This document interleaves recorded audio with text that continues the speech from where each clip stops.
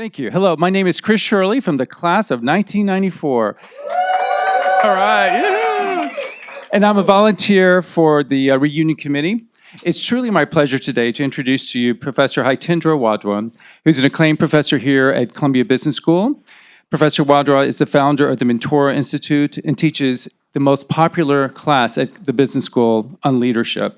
He's earned numerous awards for his excellence in teaching. Today, he'll share insights from his pioneering work on the inner game of breakthrough performance. Please join me in welcoming Professor Wadhwa.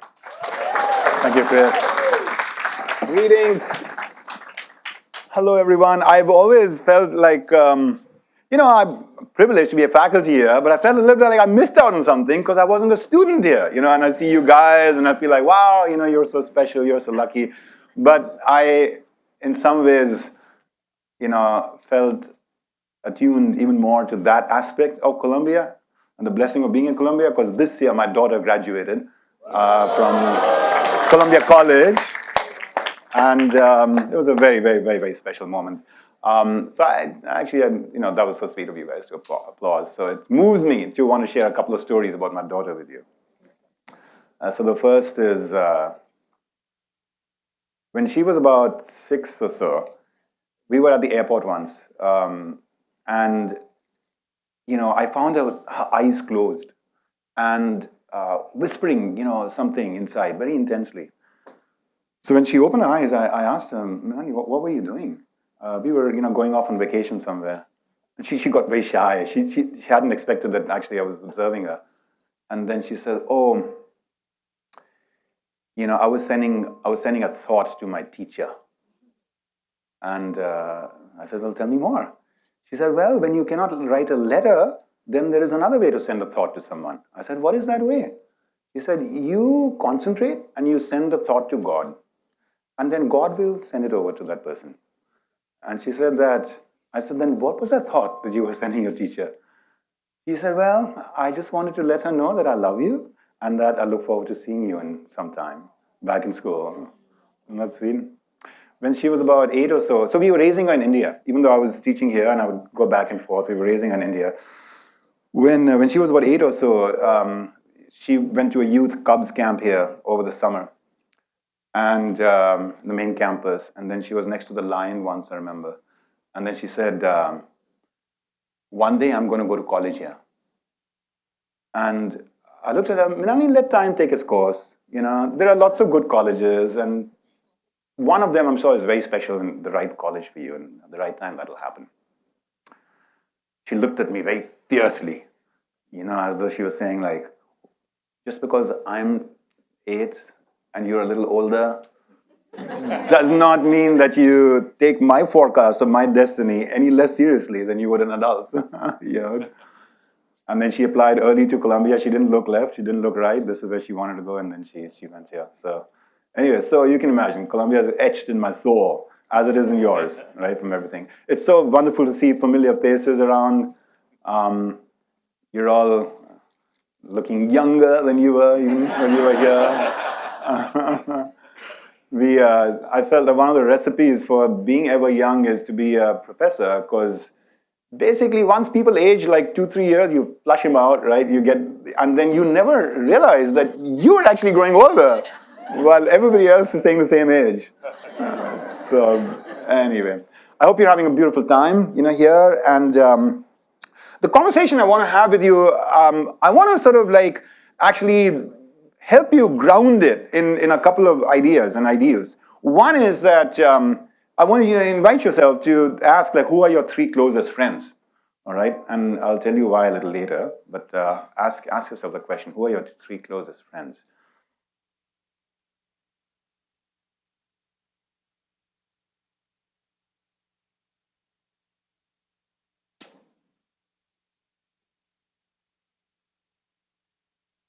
Okay, stay with that. One of the frames, though, that I want to invite you to consider for what we're talking about today is that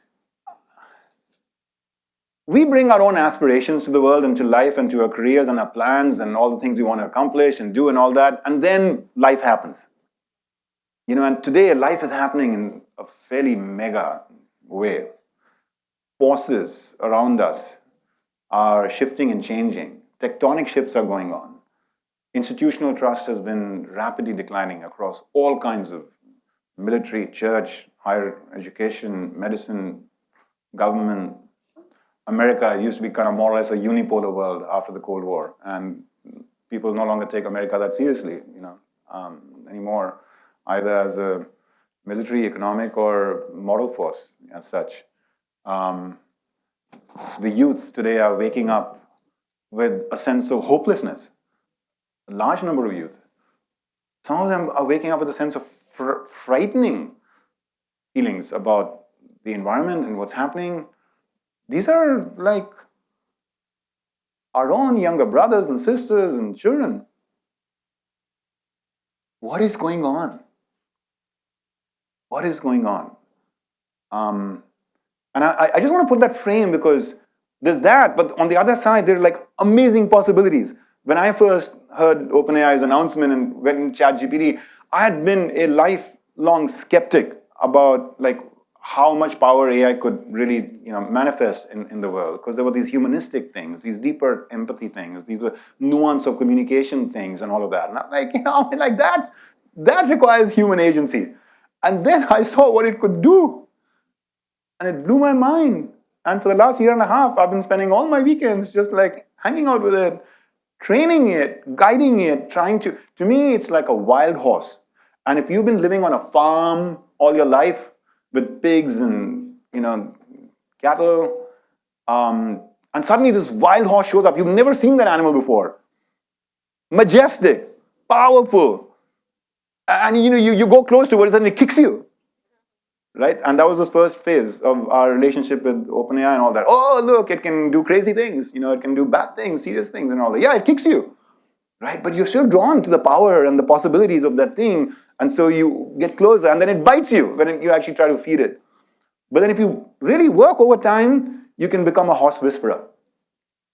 And then when you become a horse whisperer, you realize, my God, there's actually this capacity for us to trust each other, to learn about each other's nuances and come close to each other and then co-create something beautiful. And then you start putting the saddle on and lovingly it allows you to, have it take you for a ride, right, up the mountains, which the cattle and the pigs could never make you do. I see that possibility with AI.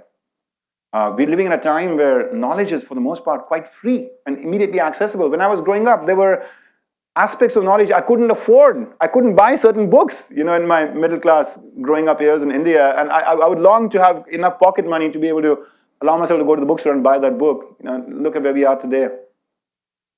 Yeah. There's a hunger for freedom, a openness and respect and appreciation for diversity in ways that, we didn't have, in years past. And these are beautiful things. These are beautiful things.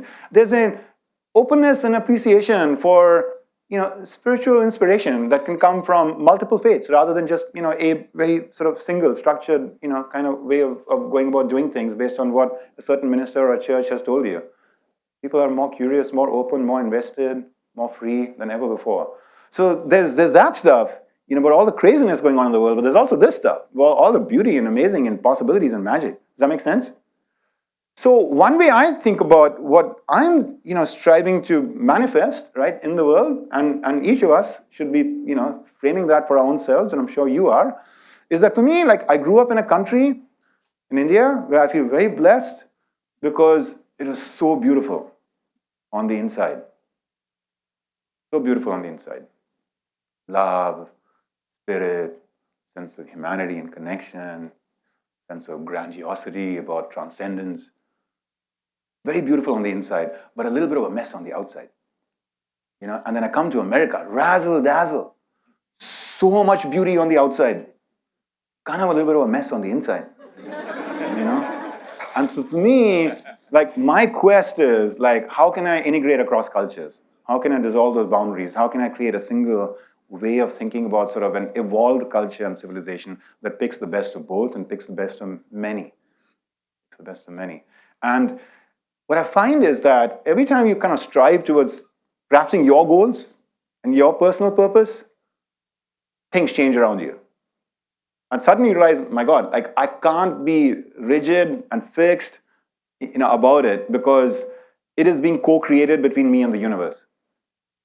It is being co-created between me and the universe. The things that you strive for, but you have to re-express them in the context and conditions of the times. Sometimes those times change because suddenly you have children. You didn't have children. Now you have to start thinking about that too as part of like the integrative purpose. Sometimes the times change because society changes in some way. The career path you're on is no longer the cool career to be in, or the organization you're working for. Or AI suddenly comes in from somewhere, and now like CEOs are becoming like little children, having to be educated on like, what the hell is this thing out there? Does that make sense? Sometimes it's like tectonic social shifts that go on.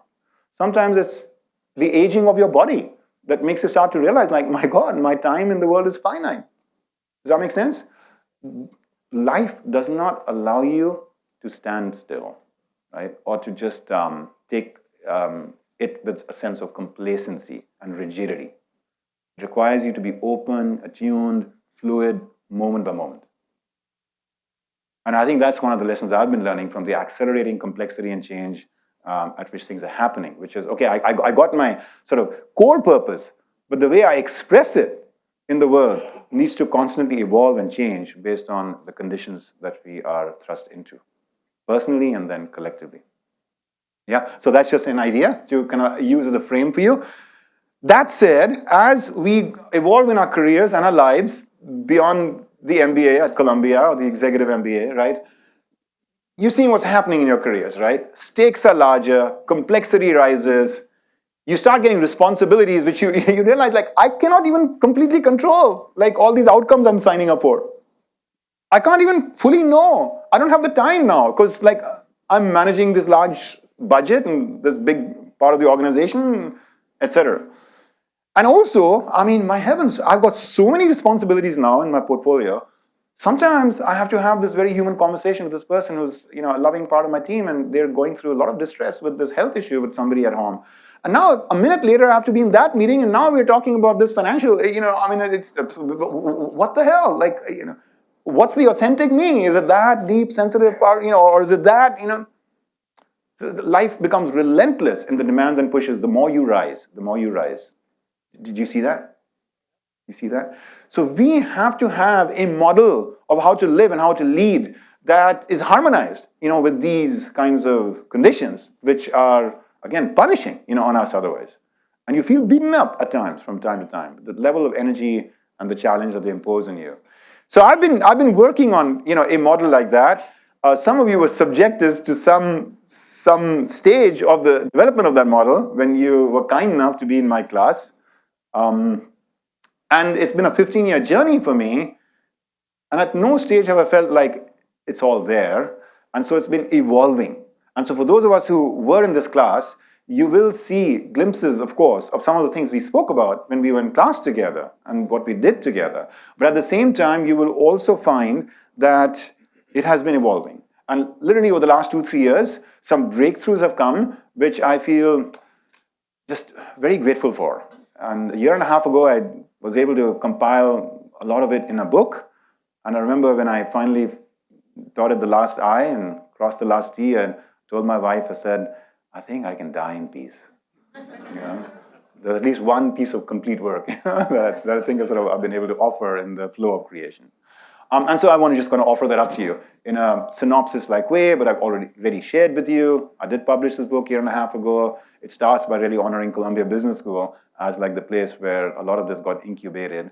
And then it is replete with stories, science, of course, but also stories. Stories not just from some of these, figures from history, but also from some of you.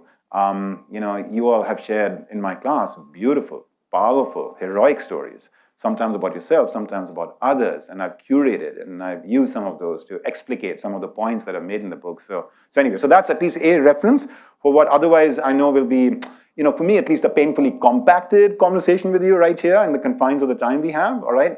If, the forces had been kind, I would have taken both days of your reunion and just kind of talked to you.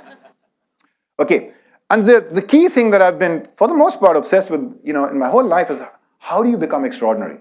How do you become extraordinary? Extraordinarily joyful, extraordinarily beautiful, extraordinary genius in what you're doing, extraordinary inspirational. How do you go from ordinary to extraordinary? I've thought to kind of look at that in the last 15, 20 years across like a range of different scientific disciplines to see what they're telling us about this. Look, you and I know there are laws of nature, right?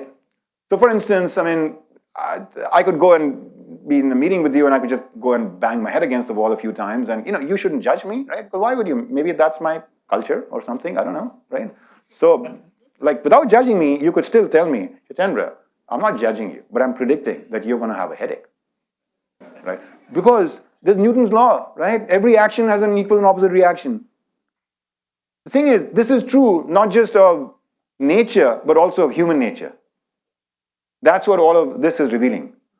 That many of the times, the things we do, when we let our emotions be too loose, when we have distorted thoughts, when we have misplaced intentions, we're banging our head against certain walls. And basically, life will teach us these laws of human nature, because some relationships will get soiled.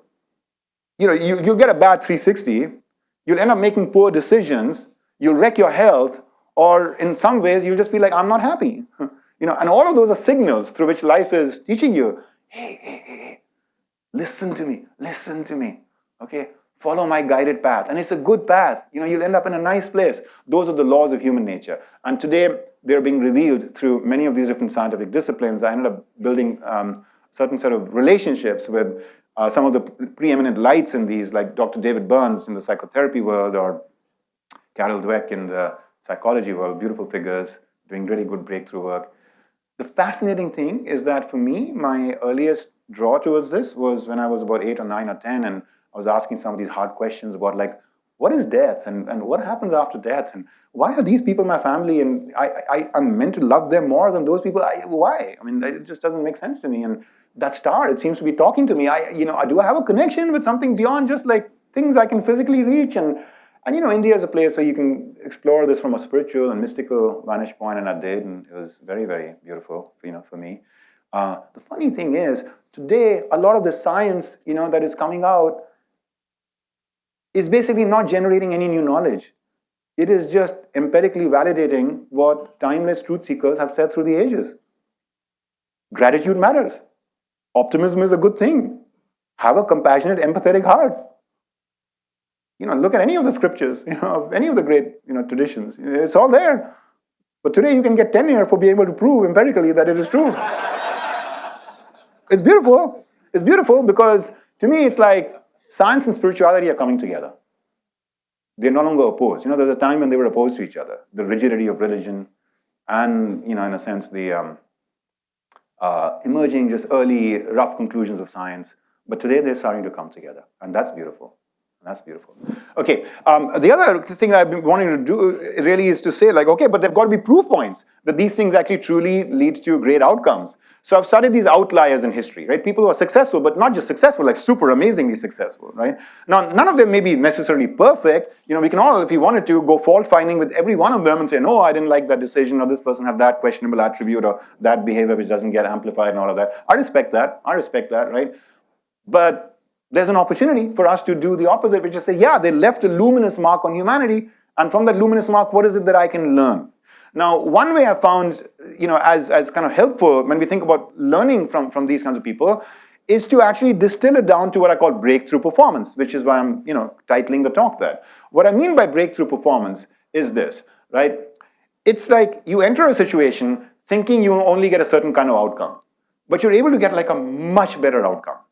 Could be a negotiation, could be like you had to fire somebody and you thought this person is not going to like me, but they actually at the end of the day say thank you because this was done so gracefully and thoughtfully, and while it was painful for me, I understand, the outcome and the situation, right? Or there are two friends having a massive conflict and somehow you're able to kind of bring them together and resolve it for them, or a team that is beaten up because it's a terrible little kind of moment for the business and results are poor, and now they're feeling uncertain about their job, and you feel like, how can I motivate them? These next 3 months are going to be highly uncertain until those decisions are made. But somehow you're able to do something to light a fire, and these same people, even with material uncertainty, are able to get incredibly inspired, right? So those are examples of what I call breakthrough moments. Does that make sense? Breakthrough moments, right? So I've defined it now for you mathematically. And examples of this are any or all of these kinds of situations that happen from time to time in life. So I've been very drawn to these breakthrough moments. In fact, at Mentora, at my institute, we have over time compiled a library of these breakthrough moments. Examples of these. so that we can study them under a microscope in a frame-by-frame way. Slow down the enactment of great leadership into a frame-by-frame thing. What did he say? Then what did she say? Then what happened here? Then what happened here? Oh, wow. Within like 2 minutes, Mandela was able to convince this general to not threaten mutiny against the emerging democratic regime. What did Mandela tell him? When this guy was saying, no, for the whites, I'm not feeling secure about where the government is going, and so I, as a military general, will command my troops and appropriate a separate piece of land, Mr. Mandela. You might be going towards democracy. And what did Mandela say to him? And how, 2 minutes later, the guy is actually supporting Mandela, right? Yeah. Yeah, okay. Yeah, okay, great. Lovely.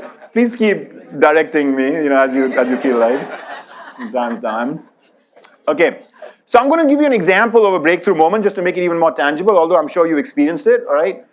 There was a research scientist, and she was having a struggle with her boss, eminent, great research director, okay, given her a great break early in her career. She loved the research that was being done there, etc. But he was a very sloppy and poor manager. And, she was uncomfortable with that. So she tried to up her game, and she actually truly took some coaching in the kind of things I'm going to talk to you about next. And so the one day she shows up at his office and she says, Dr. So-and-so, did you read that research paper? Because we have to send it out for publication. And he says, he's in one of his bad mood days. And he says, that paper was so terrible, I threw it in the trash bin. How would you react to something like that, right? And this is what she says. She says, Dr. So-and-so, you're so right. That paper, the writing in it is not at your level.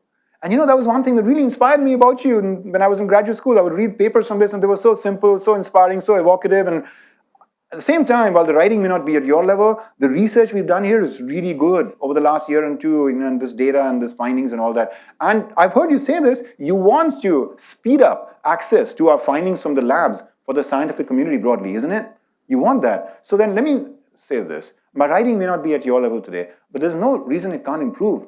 What if I bring the paper out and you suggest to me what I should improve there? Because I'd love to be mentored by you there, and let's take it to the next level. That's it. He said, yeah, bring the paper over, and she did, and then he redlined this and crossed that and passed it, for approval afterwards, and it actually got published and won an award. True story.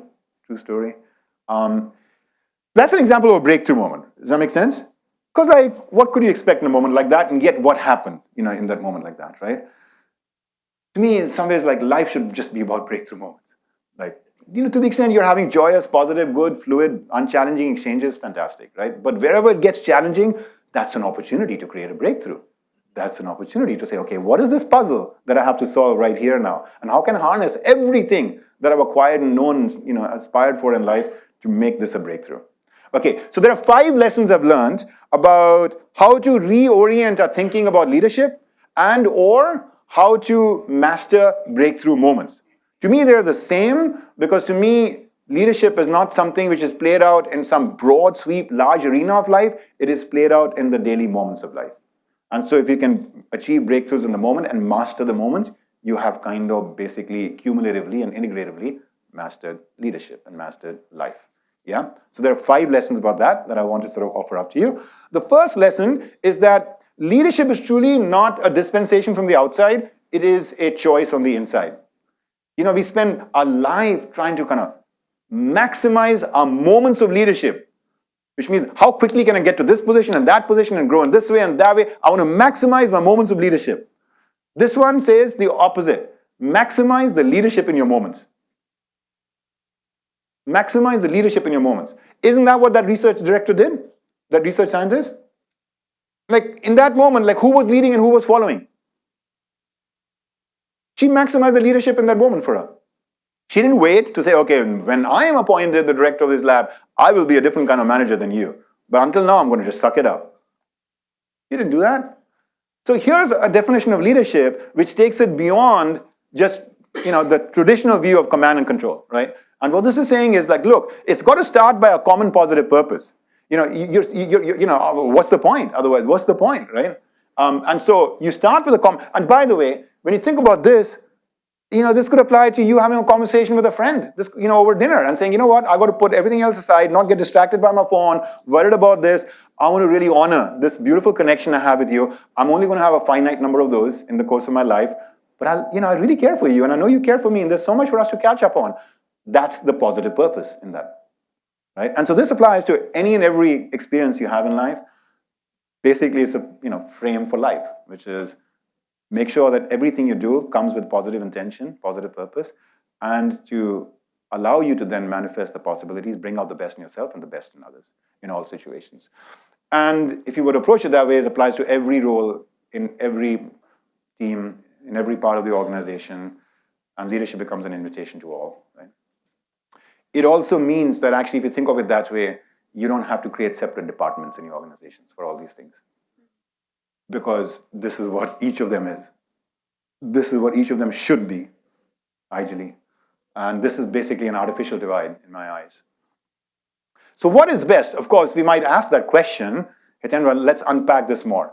And that's what I'm going to do. When I say there are 5 principles, what I mean by that is that I'm going to start with like the essence, and then I'm going to take the essence and start putting more texture in it, until it becomes very practical. So for those of you who are doers, which is, Hitendra, just tell me, what am I supposed to do differently on Monday morning?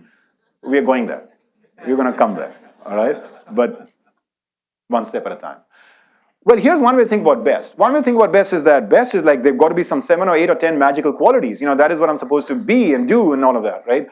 The problem with this approach, when I started to map it, is that for every one of these, you got the opposite. And they're also equally important. Important not just to be decisive, but also to be patient. Not just to be agreeable, but sometimes to be actually assertive. It just depends on the situation you're in. Depends on the situation you're in. Right? And in fact, so this is my philosophy at one level, okay? And Lincoln is a great example of that. Initially, when I started to study him, I was like very confused, but like, what are these qualities? What are these qualities? And this is how historians were talking about him, who'd known him. Like, when I talked to friends of Lincoln and all that, like they were just like, he doesn't reveal himself to people in the same way. Some people say this, and some people say that. Some people say this, some people say that. A real puzzle, right? And that's one way to think about it. But the other way to think about it is that it's all about not what you do, but who you are. And who you are is your core. That's what great leadership is. Your core is the space within you from where your highest potential arises. When you're at your core, then you're beyond like ego and insecurities and attachments. And you're just like freed even from your habits and impulses to be choicefully and consciously striking the right chord based on what that moment needs from you. You're calm, you're connected, you're committed, you're curious, you're centered. That's your core. And the thing is, you know it. Like sometimes you're at your core and sometimes you're away from it and sometimes you're far away from it. And sometimes you look back and say like, what the hell was I thinking? Or like, what just happened here? And sometimes you feel like for 2 years, I was kind of locked into this thing. And now I'm looking back and feeling like, wow, I just limited myself. And so that's the idea of leading from your core. Yeah? And when I asked you about your 3 closest friends, did you include yourself in those? Do you really romance with your core? Do you love to spend time with your core? Do you go on process of discoveries and having conversations with your core? Does it challenge you from time to time? Does it guide you from time to time? Does it reassure you from time to time? Does it make you feel worthy and whole and complete? Like you don't need anything, brother so-and-so, sister so-and-so on the outside, because you already have it here, right here with me on the inside. I'm your core. Love, joy, peace, reassurance, whatever you need. I'm there for you. You have that kind of connection with your core. And this is what they also said about Lincoln, a close friend of his. He said, like, he saw things through a perfect mental lens. I'm getting a glimpse now of his core. Because why would you ever want to be the opposite of this? When I said, everything in the complete opposite. Why would you ever want to see things through a distorted mental lens? So that's an aspect of his core. And that's where true leadership for him was arising. And so if you take this model of the core, then here's how it kind of plays out in the arena of life, in the messy milieu of everything that we are meant to manifest and do. If these are your subordinates or your colleagues or your clients or your partners or even your friends and family, basically what this model is saying, when you arrive in that moment, when you want to create a breakthrough, when you want to find a way to be able to lead, as in with a positive common purpose, bring out the best in yourself and others, then the formula for leadership is make sure that you arrive from your core. Do something to project that to others. Not to command and control them and say, thou shalt follow my core, right? But more to say like, look, there could be things you know that I don't know. There could be things you can do which I cannot do. I have to activate your full potential, not subjugate you under me.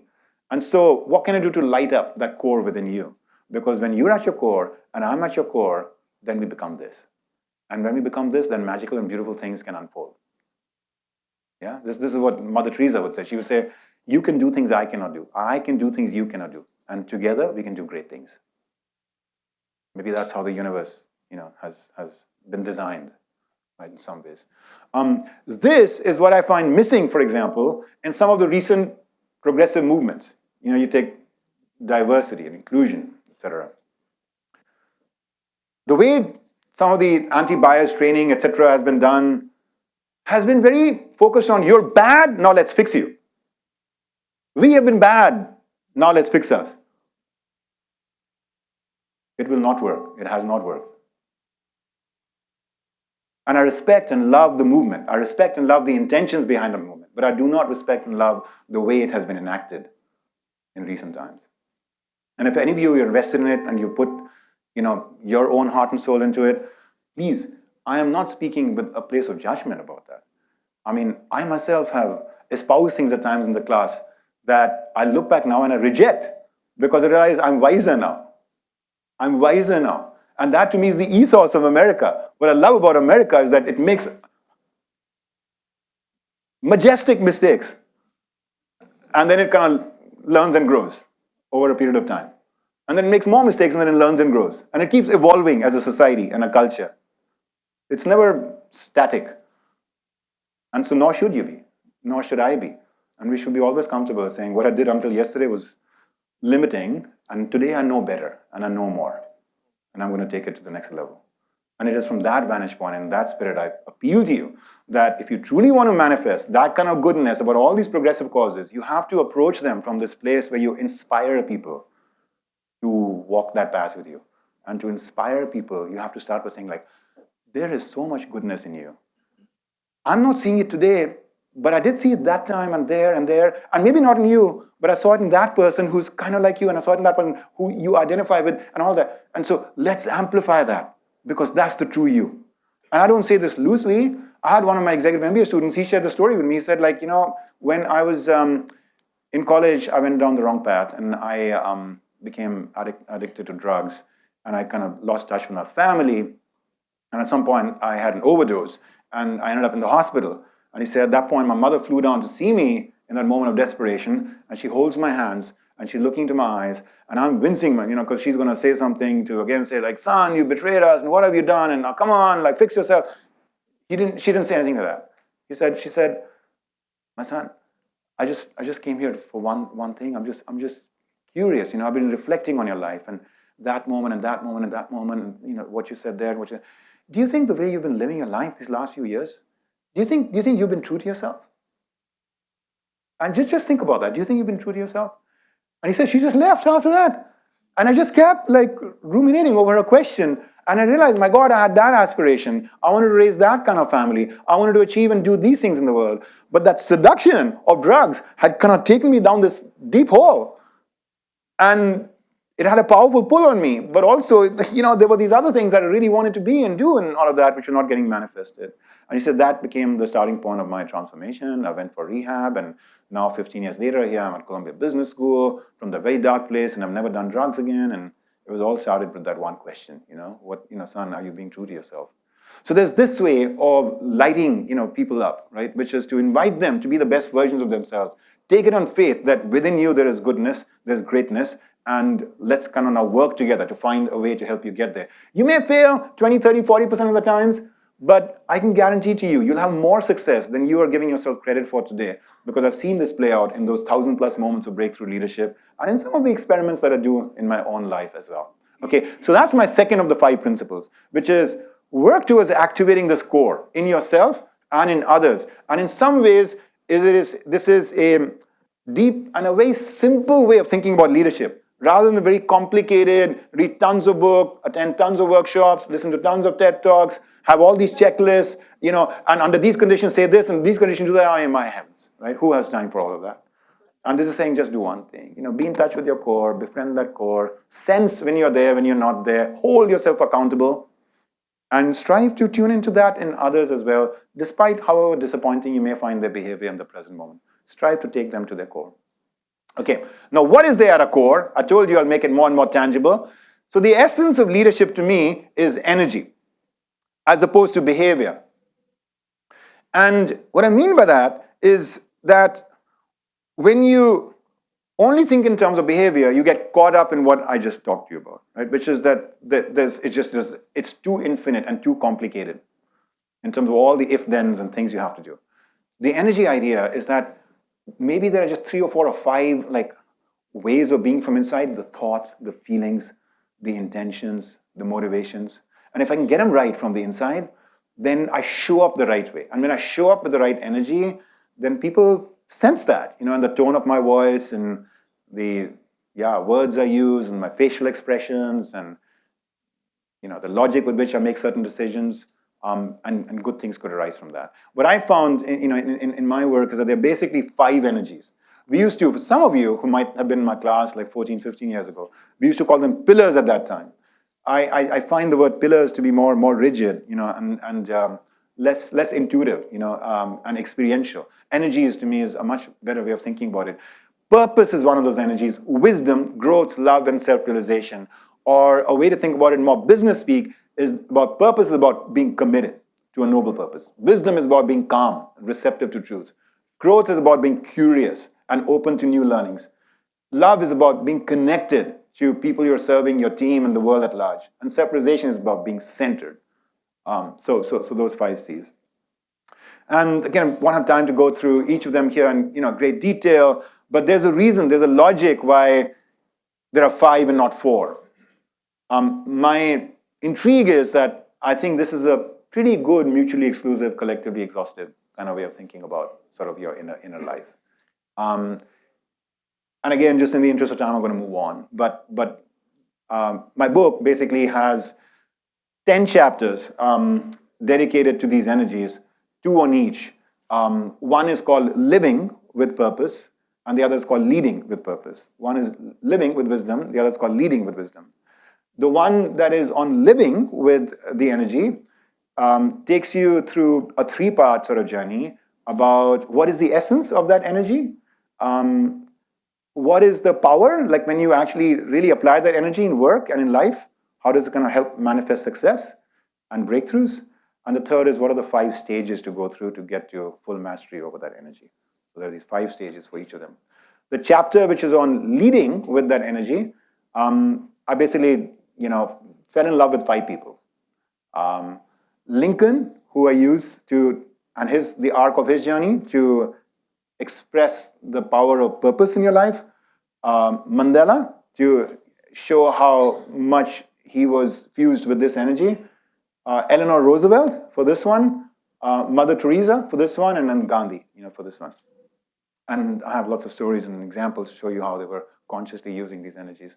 And so that's my third little kind of like idea that you strive to activate leadership. You do that by going to your core, and at the core you're working on developing these energies, for yourself and for the world. The fourth kind of step of these 5 principles that I want to offer to you is now getting into the more practical. How do I do that? How do I kind of make this happen in my everyday sort of actions in the world? Now, traditionally, the way we've been taught how to be good at leadership is by acquiring mastery in each of these different kinds of disciplines. Does that make sense? Is this familiar? Yeah, you all probably taken some class or some lecture or some talk, how to do this and how to do that and how to do that, right? And when I told you a few moments ago, when I was saying like, hey, let's actually revise our own practices regardless of how much you've invested in it. This is something that I had to do.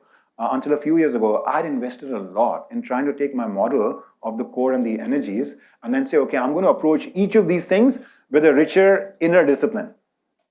And that's these 5 energies. And so I was trying to force fit like a thing between the best practice behaviors on the outside versus these energies on the inside, to basically say, it's not like when you're giving feedback, use the sandwich technique and start by appreciating something and then give them whatever it is like you feel like they're messing up on, and then just make sure at the end you end with something positive. You have to feel that. You have to feel that from inside. And so you need a little bit of love energy. You need some purpose energy or whatever.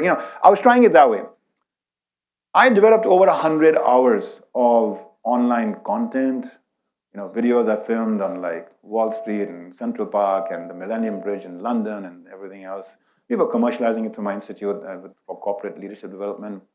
We had lots of classes we were teaching. And from inside, I just felt like, Hitendra, this is not right. This is not right. Because you're adding more complexity to people's lives. You're giving them more toolkits. And like more is better. You get into that frame sometimes, more is better. So I was getting proud of like, oh, okay, like my institute is growing because we used to have 3 toolkits. Now we have 20 toolkits on all these different things. So we have more knowledge, more. But I realized, my God, but like I am not feeling confident that the people who are taking these workshops are actually getting any better a year later or 2 years later and are fully mastering them.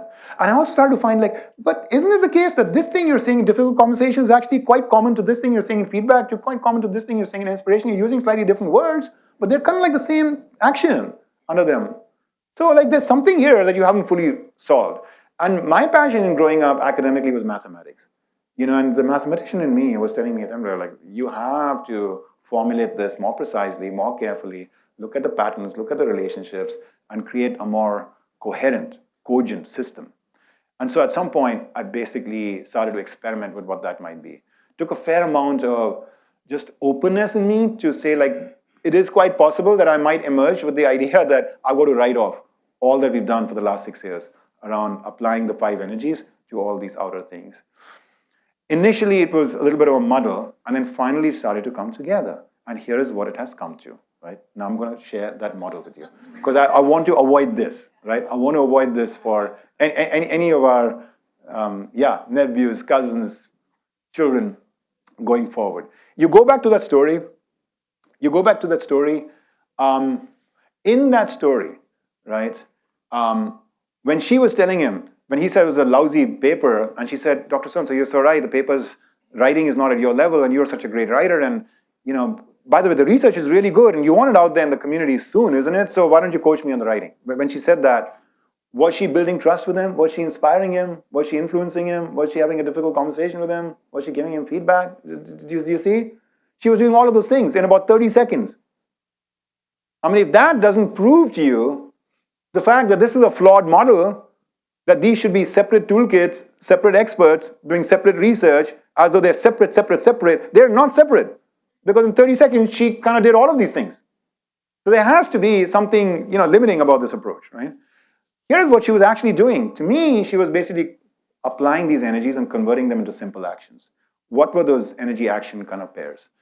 She started by disarming him. Disarming is one of these simple actions. You can do it in about 3 seconds or so. Somebody says something, no, but Hitendra this, and you say, yes, you're so right. What do you mean you're so right? Wait a second, this person just disagreed with you, right? But disarm says, find some truth. She thought it was an amazing paper. She left it for him to read. He thought it was a lousy paper, and she said, you're right. The writing in the paper is not at your level. She didn't agree that the paper was lousy. She didn't agree that the writing in the paper was lousy.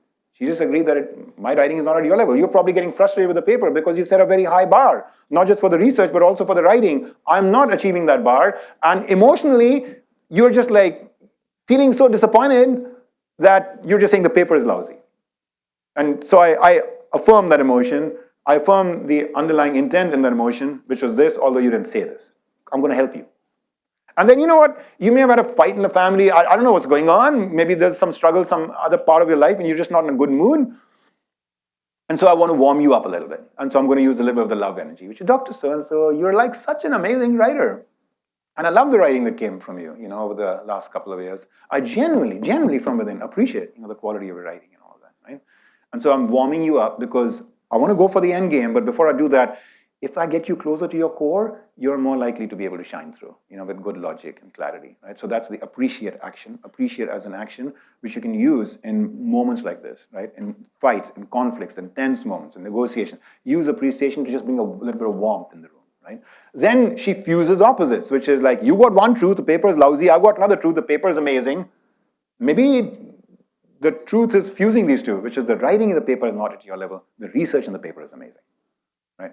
And then she appeals to his values, which is applies a little bit of the purpose energy, which is, Dr. So-and-so, remember, you've got this hero's journey. You want to generate amazing research in this lab. You want to put it in the scientific community because you want to have a positive change in the world speedily. That goal of yours. Now let's make sure that we apply that here in the choice you're making about how much you're going to like punish me for my writing not being at your level, right? And then she's like, okay, well, look, you don't like something I did. Give me advice on it. Give me guidance on it. That's the growth energy, which is like, I'm a work in progress. I don't have to be defensive about everything. Just kind of like help me. Do you see that? Do you see like 4 of these 5 energies playing out there? And in those, there's simple actions that she's using, all which you actually capture the dialogue is about 30 seconds. So each action is taking about 7 seconds. So this is a different model of leadership, my friends. And what this model says is, shift your inner state first, get the energy from inside. I call that the inner action. Like she has to truly appreciate him. She has to truly believe that there is some truth to what he's saying. She has to truly be, lit up on fire about the idea of like this purpose of putting research out there speedily. She has to open herself up to growth and, constructive criticism. And even if he's not giving it constructively, she's going to process it constructively in her mind. This is what I published recently in a Harvard Business Review article on this leadership model. You may enjoy just kind of getting to just, find the article if you're drawn to this model and searching for it more and diving into it more. What I've done is basically across these 5 energies, I've identified 25 actions, which over the course of my research, as I was going through that revision of the model, I found were recurring across any or all of these different domains of difficult conversations, influencing, inspiring, and all that. All of them fundamentally are about taking people on a hero's journey, appealing to their values, appreciating, disarming, centering, this, that, or the other. 25 of them just kept showing up. In that database we have over these 1,000 moments of breakthrough performance, we found these actions recurring. And to me, it's like amazing. When I looked at these actions, I was like, wow, if you can actually get good at even 3, 4, 5 of these actions, it could be transformative in your life. And some of you already are, and some of you are using those strengths. I mean, you think about it, like, that's what I use there, that's what I use there. I've started to use one of these with my daughter now, right, which is, the appreciate and the affiliate kind of thing, which is, if we get into a heated argument, I just say, Nani, I love you, I love you, I love you, I love you, I love you. And all I'm trying to do is like, okay, get to your core, get to your core, get to your core, right? And the whole dynamic changes. How much can the other person not like you? In that moment, right? In that moment, not like you, if that's how you're, engaging with them, in that conversation, right? And so these things really, you start experimenting with them, and they're so simple to experiment with because they're like simple actions, right? They're not elaborate big machineries and all that, just like simple, small little acts of grace, right? That you bring to a certain moment. So it's kind of like a fun thing to say, okay, this week, what are the experiments I want to run? Which of these actions do I want to kind of play with? And let's see what happens. Let's see what happens. Let life be my incubation and experimentation ground, and let me kind of learn from these experiments I do in life itself. And by the way, this is how nature works. Nature is very simple on the inside, simple building blocks, but very diverse and rich on the outside. 12 keys on the Western musical scale. That's all, right? And you've got an infinite number of melodies. 26 letters of the alphabet. Infinite amount of words, thoughts, ideas, novels. That's what I think this is. Like, this is to me like the leadership alphabet. And you mix and match these, just like she did here. You mix and match like 4 or 5 of them, you basically engender a behavior, right? I'm mixing and matching just a few of these. So just a few things to learn on the inside, simple, small things to learn on the inside, but then you mix and match them and you get infinite diversity on the outside, right? If a behavior mathematically is to be defined as a sequence of 5 actions, then if you're getting 25 actions, do you know how many behaviors you can generate with 25 actions? Discrete and unique behaviors? Over 8 million. So you can actually be everything and the complete opposite on the outside. But not by trying to master 8 million behaviors, just by trying to activate the core and the energies through a few simple actions. Yeah? So that's this model. Now here's the 5th, so that's the 4th. And here's the 5th and final breakthrough that has emerged over the last couple of years. And I'm so grateful to you guys. By you guys, I mean the generations of students, because you have been, on the one hand, you have been tremendous sources of inspiration for me. the kind of stories that you have shared, like what I shared in the book, coming from you all, like that executive MBA student who had that moment in college, the kinds of stories you've shared have been tremendously instructive for me. I have changed and grown in so many meaningful ways from having taught this class. You've also been incredibly valuable for me because knowing it or not knowing it, you have been the testing ground, for some of these ideas. At a time when I didn't know if it would work or not work. And I just prayed and I just hoped. And I made sure 80% of the class was really in a solid place, but 10, 20% of the class was evolving and changing. Something. And you've taken it in a very sporting stride. And this is the fifth and final one of those experiments I ran. So I got inspired into this experiment by studying this moment in Steve Jobs' life. So he wanted to launch a retail store format. And at that point, by the way, technology companies had not done very successfully in retail. Gateway, Dell, and all that had all failed at it. And basically, the experts were saying, like, what are you doing? Go and disrupt technology, Steve Jobs. But retail is not your play. But he wanted to. So he brings in Ron Johnson from Target Stores, who has done some really good work at Target. And Ron shares the story. He said that one day, before the launch of the Apple Store, we were going to the airport hangar. And we were going to basically have the employees there see the layout of the store and kind of walk us through it and all of that. And he said, I got in the car with Steve and I said, Steve, I had a flash of new insight this morning. I think we should change the layout. It shouldn't be done this way. It should be done that way. And he said, Steve looked at me and said, are you nuts? There's no way we're going to make the change. It's like a few weeks before the launch. They've actually laid the layout. That's what we're going there to see. You have some new idea? Just, no way, Ron. And he said, I was just quiet, for the rest of the 10 minutes of the ride. And we get to the other side. He walks over to the podium. The layout is there. Employees are waiting in anticipation. And he looks at all of them and he says, Ron here thinks that the way we laid the store out is completely wrong. Okay? And he's right. Okay? So I'm going to leave him with you now to guide you as to what you do. Just follow his guidance. I'm going to go back to my office. He went back to his office. Ron said, I went to his office later in the day and he told me, listen, I realized that at Pixar Animation Studios, that is actually one of our design principles, that until the movie is launched, if there's a better idea, we adopt the better idea. And he said that actually is one of the core principles of innovation I've always respected. Because, innovation is not a very linear process. Creativity is not a linear process. And so, why not? Now, see, what happened there is that, of course, one part of what happened there is that was the start of an epic sort of moment of, disruption in the retail space with a whole new format that has been massively successful for Apple. But the other thing is you see within 10 minutes, Steve Jobs shift gear. All right? Most of us know him for 1.0. Okay, creative, assertive, genius, driving, this and that, right? But there's a 2.0. I talk about it in my book. Some of the examples and observations from Ed Catmull at Pixar Animation Studios and Tim Cook at Apple, but he changed over this 20. He changed. Now, this was a moment where he had come back to Apple, but he'd actually retreated a little bit into the 1.0. When he said, Ron, there's no way you're going to bring that up and all of that. Does that make sense?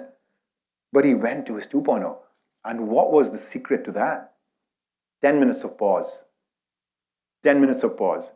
Because you know what? We try to kind of put people on the bell curve, but you are the whole bell curve. I am the whole bell curve, right? And the reason we underperform in our negotiations and situations in life, and this is based on research I've done with our members, where I've had them track events that they're going through, is because they walked into that hiring situation or that negotiation, whatever, stressed and triggered. They walked to it not fully present mentally in that conversation. Not seeing possibilities, feeling like, oh, of course, this person is going to hate me because I'm going to tell them that, their surgery didn't go well, right? They don't focus on the human dimension. You obsess with the PowerPoints and the Excel spreadsheets. You don't focus on strategizing in advance, mindfully and thoughtfully, about the human dimension, right?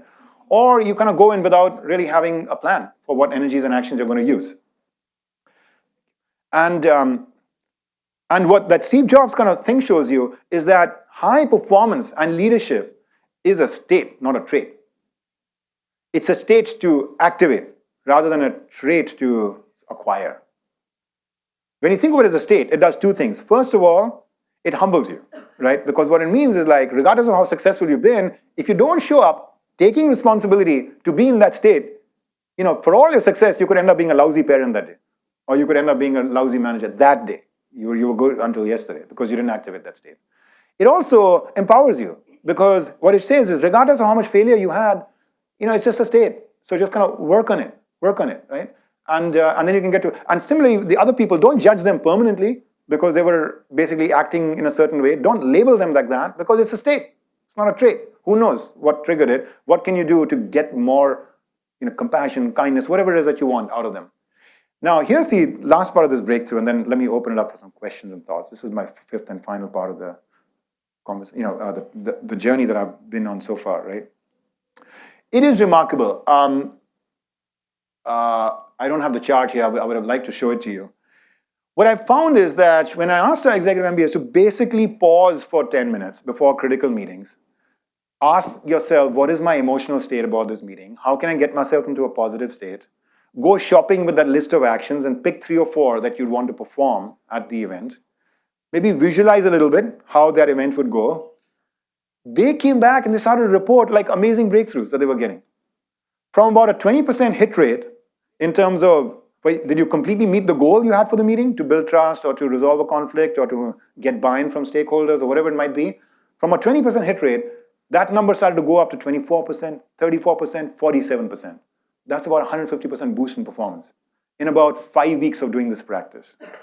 And when I first looked at it, I couldn't believe it until I finally realized what I think is going on, which is that you and I have been brought up in a world which, we should really feel blessed that before the 20th century, there was no real science of personality. It started in the 20th century, so it's a very nascent early science.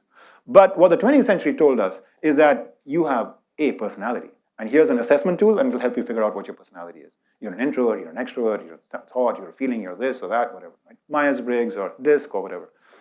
Wrong. It's 20th century science. Let us honor it, appreciate it, and give it a burial. All right? Because we are 24 years into the 21st century, and what we can say in this century is that you are multiple personalities. And there are psychologists who are starting to affirm that and say that. Think about it. Depending on who you're with, what you're feeling, what you're thinking, what the situation is, sometimes you're kind and sometimes you've actually been impolite. Sometimes you're patient and sometimes you've actually been quite rushed. Sometimes you're confident and sometimes your confidence has been shaken. Right? It's a limiting thing to just say that you're only one of those monolithic things. And the idea is that, you might have heard that the brain is plastic and it can over time evolve into new neural pathways. I actually like to think that the brain is elastic and it has within it already multiple neural pathways. It has multiple neural pathways.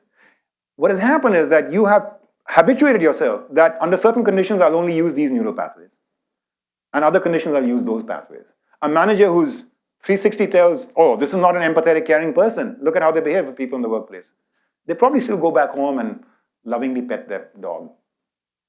So they have the neural pathways of compassion and empathy.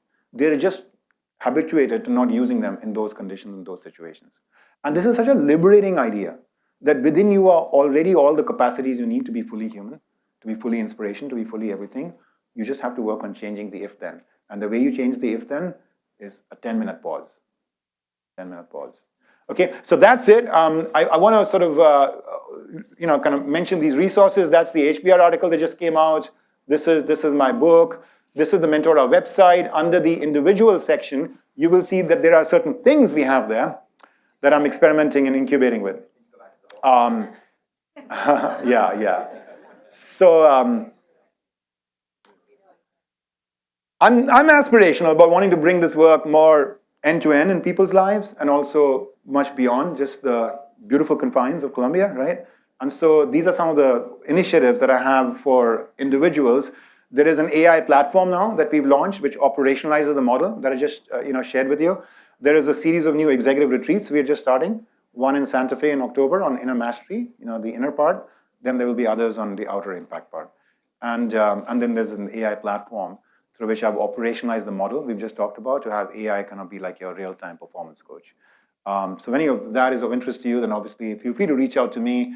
But these resources you can almost immediately use as a way to study more of this. I want to just open up for questions. You guys have been a great sport. Thank you, by the way, for just being appreciated. Yeah.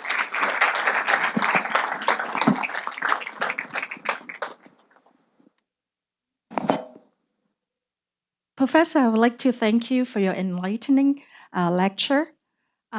According to the slide, one of the slides, you said that you input maybe about a thousand Yeah. studies about all these top leaders in the world into your leadership model.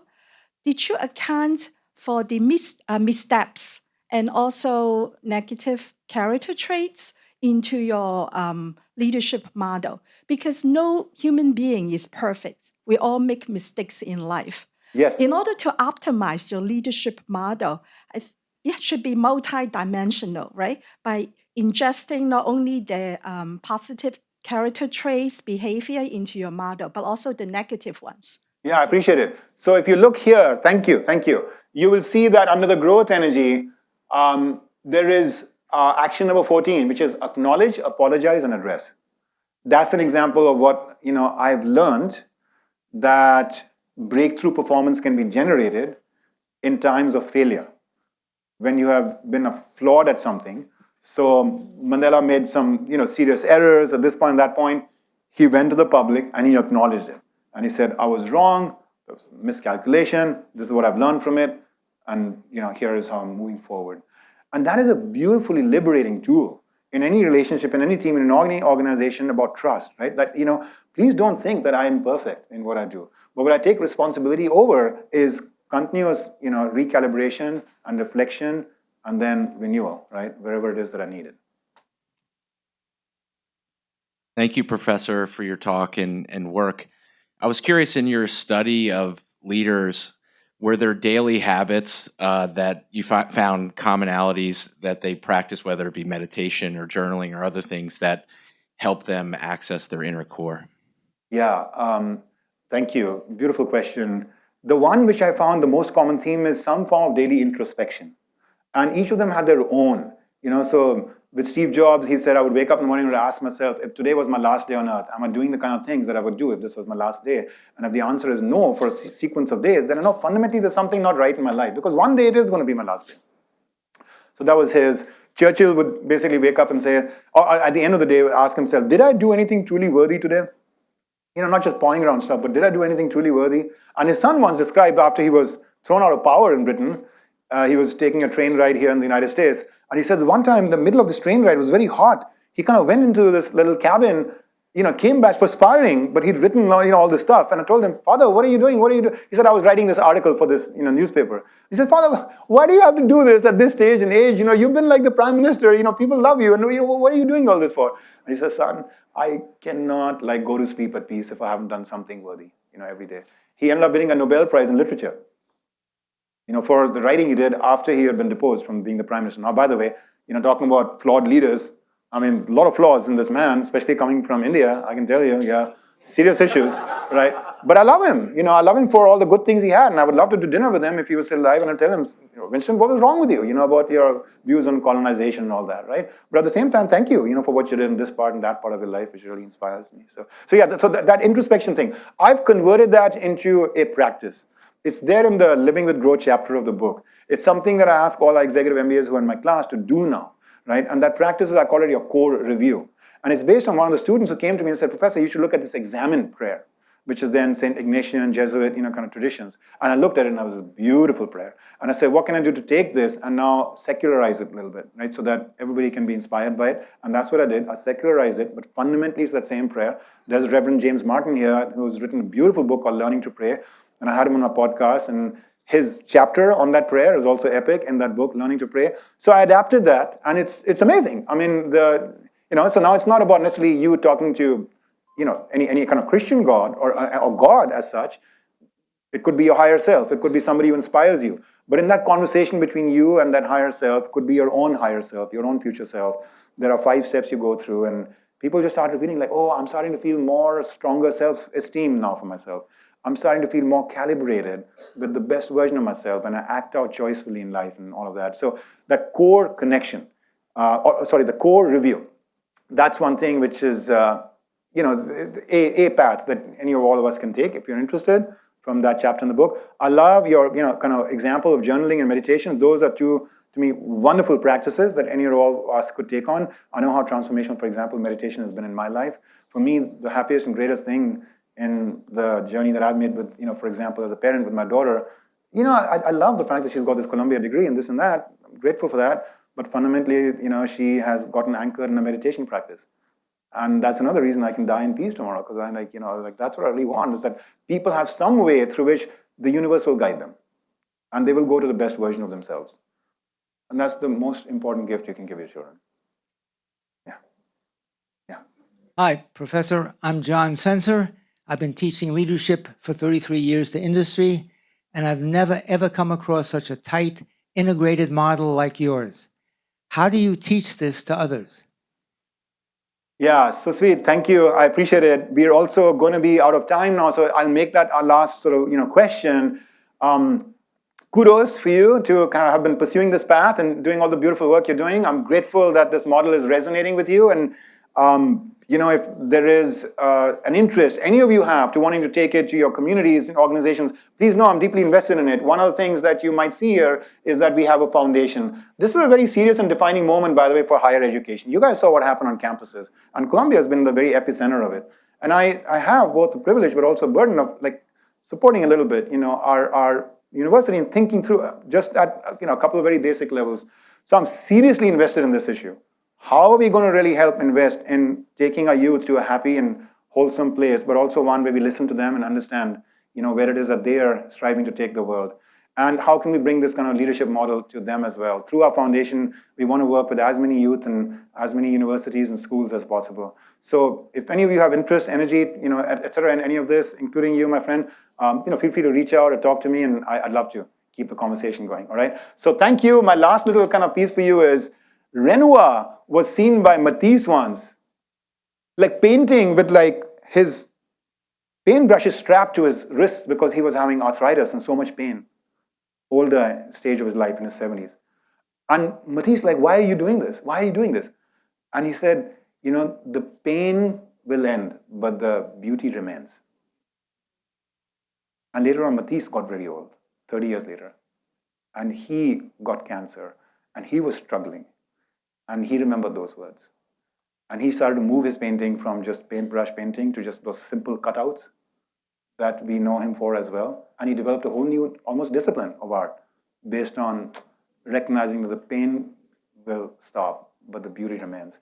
That is my hope and prayer for you, that whatever you are doing is something that is so intricately connected to who you are radiantly as a flower in the world, from the seed that was sowed and watered over the years.